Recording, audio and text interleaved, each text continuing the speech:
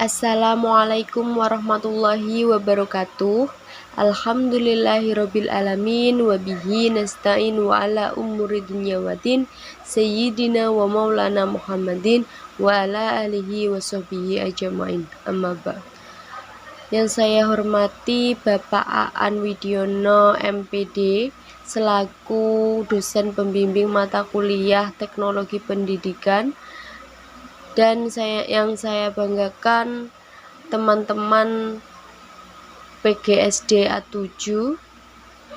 Pertama-tama marilah kita panjatkan puji syukur kehadirat Allah Subhanahu wa Ta'ala yang telah melimpahkan rahmat dan hidayahnya kepada kita sehingga kita dapat melakukan diskusi pada pertemuan kali ini dengan sehat walafiat, tak kurang satu apapun. Tak lupa sholawat serta salam kita haturkan kepada junjungan kita Nabi Agung Muhammad SAW yang kita tunggu-tunggu syafaatnya di hari akhir nanti. Baik, kami dari kelompok 7 akan menyampaikan materi mengenai aplikasi teknologi pendidikan. Adapun susunan acara pada presentasi kali ini, yang pertama adalah pembukaan, yang kedua adalah penyampaian materi, yang ketiga adalah sesi tanya jawab, dan yang keempat adalah evaluasi dari Bapak dosen. Memasuki acara yang pertama, marilah kita buka presentasi pada pertemuan kali ini dengan bacaan basmalah bersama-sama. Bismillahirrahmanirrahim. Adapun acara yang kedua yaitu penyampaian materi yang akan disampaikan oleh pemateri pertama Vita Wulandari, pemateri yang kedua Martata Cahya, pemateri ketiga yaitu Nisrotu Thoyibah, dan pemateri terakhir yaitu saya sendiri Diana Oktaviani. Pengertian teknologi pendidikan.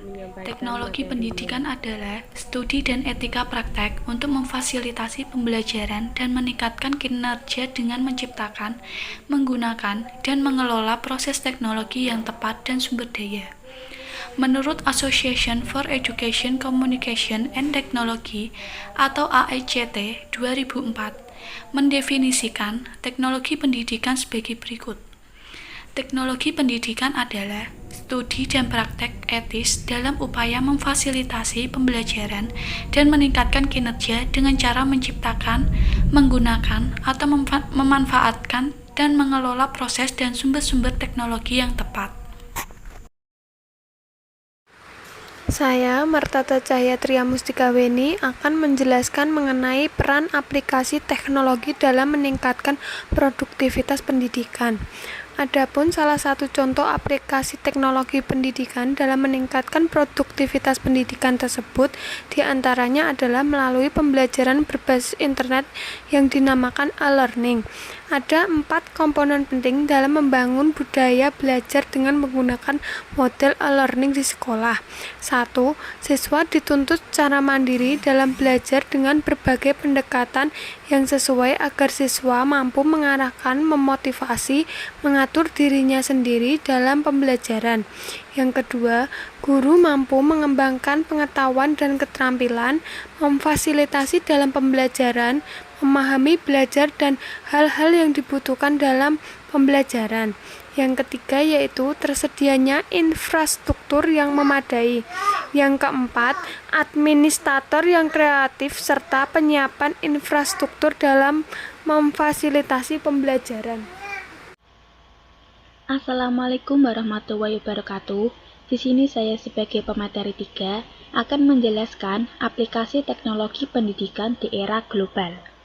Teknologi terus berkembang dari waktu ke waktu dalam segi jumlah, tingkat kerumitan dan kemampuannya. Media pendidikan sebagai produk dari teknologi pun kita lihat semakin bervariasi, mulai dari yang sederhana hingga yang canggih. Media cetak dan non-cetak, elektronik dan non-elektronik, proyeksi dan non-proyeksi pada dasarnya memiliki potensi untuk menunjang kegiatan pendidikan dan pembelajaran. Dengan begitu, berbagai pilihan teknologi mulai dari yang sederhana ke yang canggih dan terbaru dikelompokkan oleh Qt sebagaimana dikutip, yaitu antara lain 1. Teknologi audio. Pilihan teknologi interaktif yang sederhana yaitu telepon, Sebagai media komunikasi, telepon dapat dimanfaatkan untuk tujuan pendidikan dan belajar. Yang kedua, teknologi audio dan data. Perpaduan kemampuan audio dari telepon dan kemampuan data komputer telah melahirkan aplikasi belajar jarak jauh yang disebut audiografis. Telepon di sini digunakan untuk interaksi dua arah, sedangkan komputer digunakan untuk berbagai bahan grafis dan memungkinkan dilaksanakannya kerja bersama di antara para peserta didik. Yang ketiga, teknologi video. Teknologi yang masuk dalam kategori ini ialah kaset video, siaran video satu arah, video on demand, video NCBT, dan video dua arah. Yang keempat, komputer basic training merupakan bentuk lain dari aplikasi teknologi untuk pendidikan yang menggunakan komputer. Bentuknya bisa computer assisted instruction atau computer managed instruction. Yang kelima, computer conferencing merupakan istilah umum yang digunakan untuk melindungi berbagai penerapan teknologi komputer yang menunjang komunikasi antar manusia. Yang paling lazim dalam kelompok ini ialah surat elektronik atau email, sistem konferensi kelompok, dan sistem penyampaian pesan interaktif. Dan yang keenam, pendidikan dan pelatihan di internet. Dalam situasi yang seperti sekarang ini, diperlukan tersedianya sumber belajar yang aktual, kaya dan mudah dijangkau. Internet merupakan teknologi yang memberikan landasan kuat bagi penciptaan lingkungan belajar yang kaya dan luas serta mampu memenuhi pendidikan dan pelatihan.